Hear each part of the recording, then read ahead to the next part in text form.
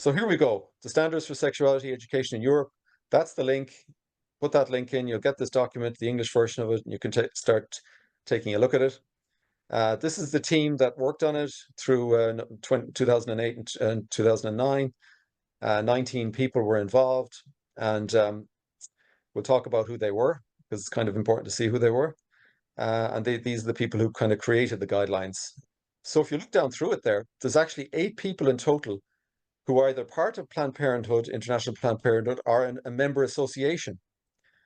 So that's quite a lot. That's a high percentage of the 19 who were essentially representing International Planned Parenthood.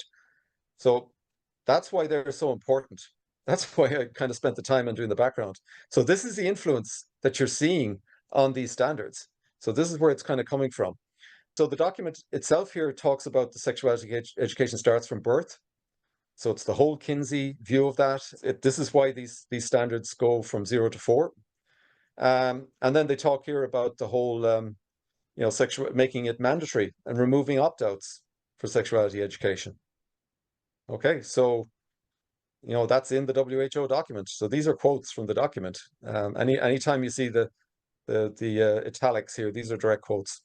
With the new curriculum that's coming up, opting out will nearly be pointless because they're going to be all of the different subjects in school, history, art, English, art, will all be infiltrated with this. So if you opt out of, say, sex education or opt out of just a piece of it you don't like, that will be irrelevant because they are going to sprinkle this through every aspect of the child's school curriculum. Particularly the kind of, if I call them the inclusive kind of areas, the gender identity pieces, those elements, they'll all be everywhere. Be very hard to get away from them. You'll get a theme here regarding pleasure and consent. So keep those two things in mind. You're going to see references to consent and pleasure appearing in the document. And that kind of, they're themes that kind of come through. So, this is again a statement, a quotation from the document, a kind of definition of sexuality, as you can see here. And it's kind of bringing in these other things. Now, I had never seen the term intimate citizenship before, and I suspect a lot of people watching the video have never seen it before and kind of haven't a clue what it is. So these are some of the references. They do give a couple of references, and this is one here. It talks about a paper, Emerging Arenas of Public Debate. They talk about test tube babies, lesbian and gay families, etc. So, okay, so they're kind of alluding to different types of families here. So I went on to ChatGPT and asked ChatGPT to tell me about what this whole notion is of intimate citizenship. And it talks about having its roots in feminist and queer scholarship, right? So it's coming from queer theory to a degree, right? They mentioned Judith Butler in here. And it starts talking about intimate relationships and caregiving responsibilities. So again, this is kind of interesting in the context of the referendum we've just had. The only word they don't use in here is durable relationship, but they basically use every other word. Like, that's what they're talking about here. They're talking about alternative family types, alternative structures of family and relationships. And you're recognizing those under law, recognizing them, in society, etc. So this is interesting, right? In the context of what we've just had with our referendum and the 2 items that were up for discussion, here they are. This is where it came from. Yeah. And you can see it there. It seeks to challenge patriarchal and heteronormative norms. And then it talks about promoting social justice, equality, and inclusion. Now, this came from ChatGPT, which is kind of left-leaning, but it's usually pretty good for things like this. The reason I put this up is because there's kind of a social justice agenda at play here. You'll start to see that, and it's kind of something that's kind of invading the documents.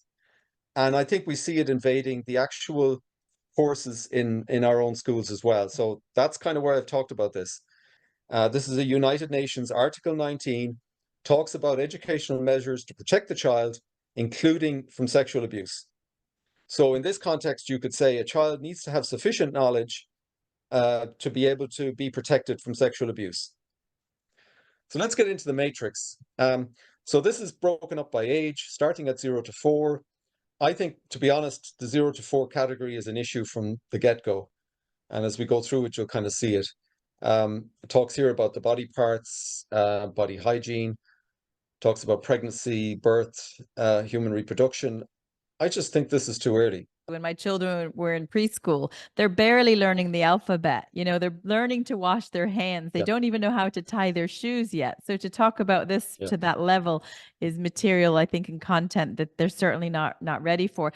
Now, all body parts and functions, when your little boy's 2 and he's asking, what's this when he's in the tub and he's doing, you say biologically that is a penis because they're asking, but to go into all this detail in a school setting, it's not really up to the teacher. It's up to the parent if the child starts to ask the parent at home, but not for a classroom yeah. environment.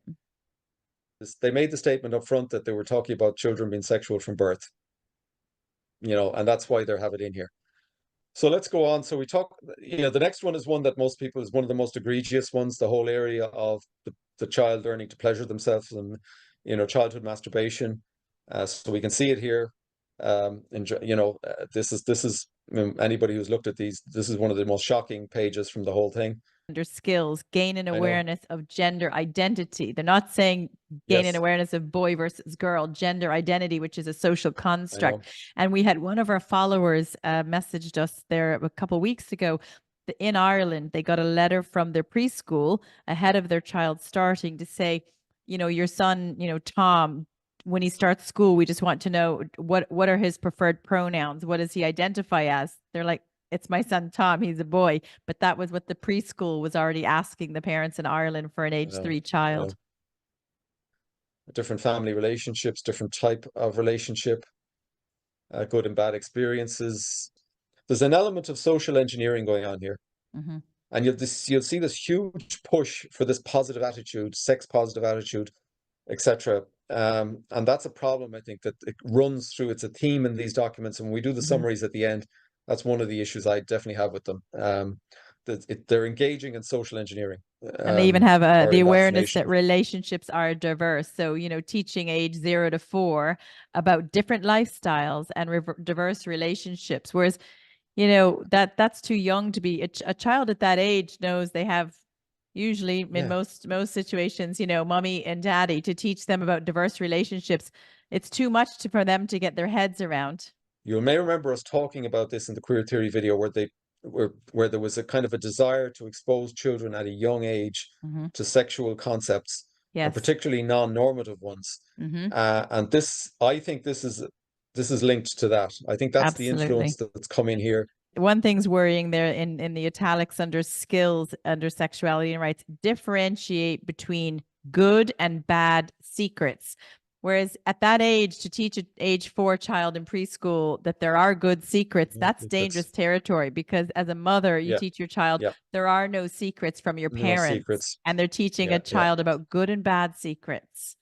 When you get to this age, some of it depends on how it's actually handled in the classroom. And I've certainly seen material it's just overly graphic. It's just in your face, and it's not subtle, and it's too much, I would say, for a child. And it's actually showing like fully grown bodies, etc.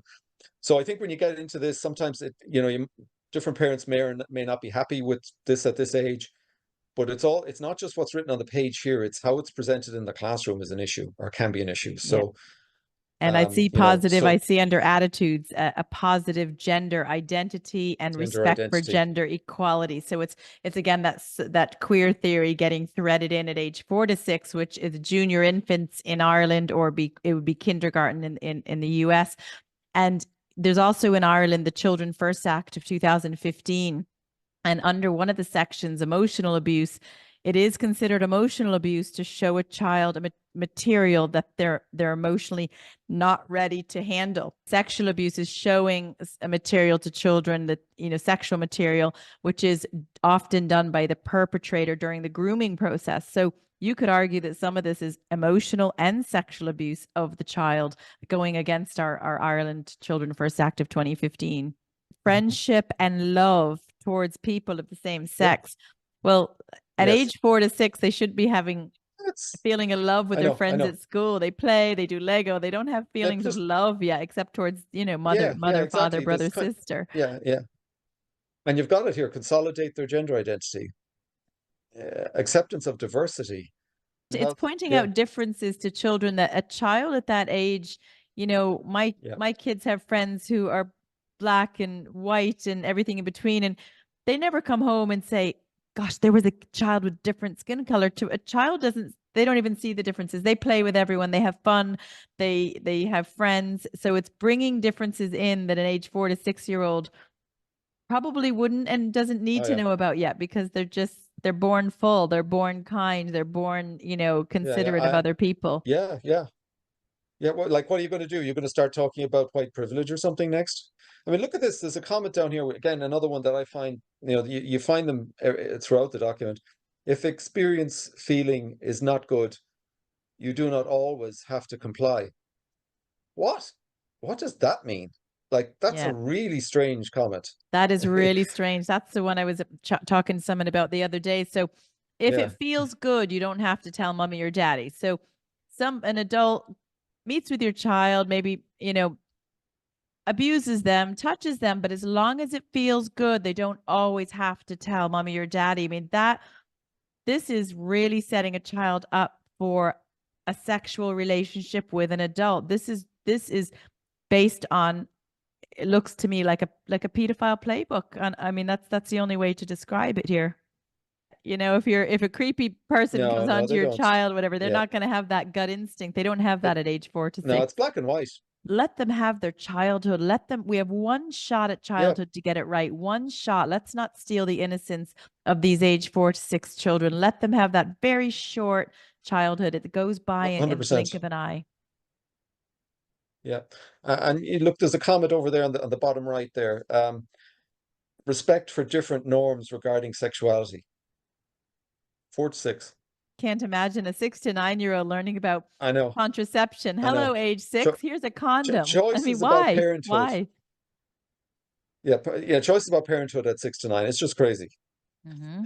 There was 8 people from International Planned Parenthood or associates involved in creating this, right? Yeah. It's talking about menstruation and ejaculation and all of that. But I don't think age 6 to 9 girls are getting their menstrual cycle at that age. I mean, No, that's too it's too young. early. Why would they need to even know about that at this point? They're going to teach them about sex in the media, including the They internet, like well, pornography they for shouldn't age have a six to mobile phone, nine. right? They shouldn't be accessing any of this stuff. This is like porn literacy, right? Oh, look at the That's emotions, the difference between friendship, love, and lust. and Why lust. would age 6 to 9 need to learn about lust? You can see the problem, right? The ethos here is not good. And we've seen where this originated. Goes right back to the founders of these CICAS and IPPF. If a Yeah. 6 to 9 year old started getting talked to about sexual violence and aggression, that is too much for age 6 and 9. I mean, that's Yeah. just Yeah. Yeah. that could terrify a Yeah. little Yeah. child. Uh, Name their rights, yeah. sexual rights. They shouldn't have sexual rights at age 6 to 9. I'm sorry, that's Six to far nine. under the age of six to I nine. know. That is I so know. I far know. under the Well, age of consent. so I think the age categories aren't good. They're just bad. The age categories in the WHO document are just bad overall. So first sexual experience, you mentioned it. Yeah. Jana, it's here. Are you happy with your age 9 year old child talking about learning about their first sexual experience at age 9? Make a conscious decision to have sexual Have sexual experiences or experience. not. So at age 9, you need to make a conscious decision whether to have sex or not. No, age 9 shouldn't be having sex at all. Yeah, and the next one is saying refuse unwanted sexual experiences. So refuse unwanted, but if you Yeah. want it, that's okay. Yeah. That's okay. And there's a kind of a theme here, right? So you'll see it, and it gets to the whole area of consent. And it's that the children would have enough knowledge at an early enough stage to consent. Everything here is out of kilter age-wise in terms of appropriateness, I And would just a be reminder for saying. everyone, the name of the document is WHO Standards of Sexuality. So this is the World Health Yep. Organization, what they feel that children should be educated on by age. There's definitely a notion here of children having sexual experiences in their early teens. That's definitely a theme in both documents. It kind of just been taken that's what they should be doing.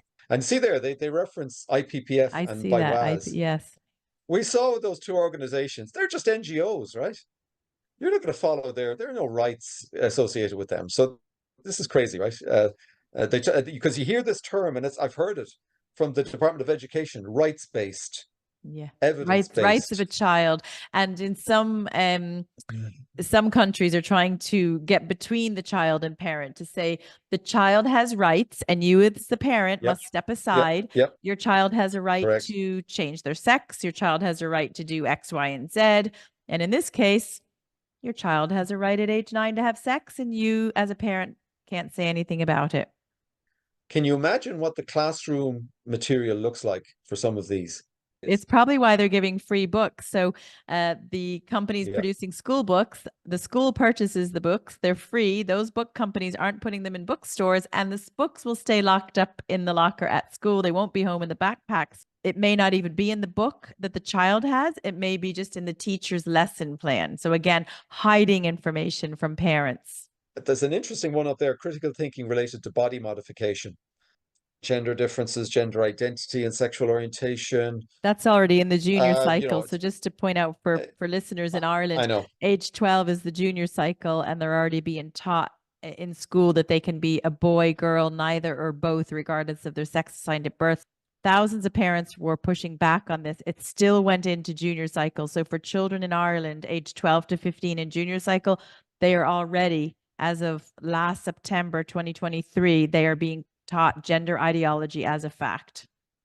Sex for pleasure, as opposed to sex as part of an actual meaningful relationship. That's kind of a general issue that you get through these documents.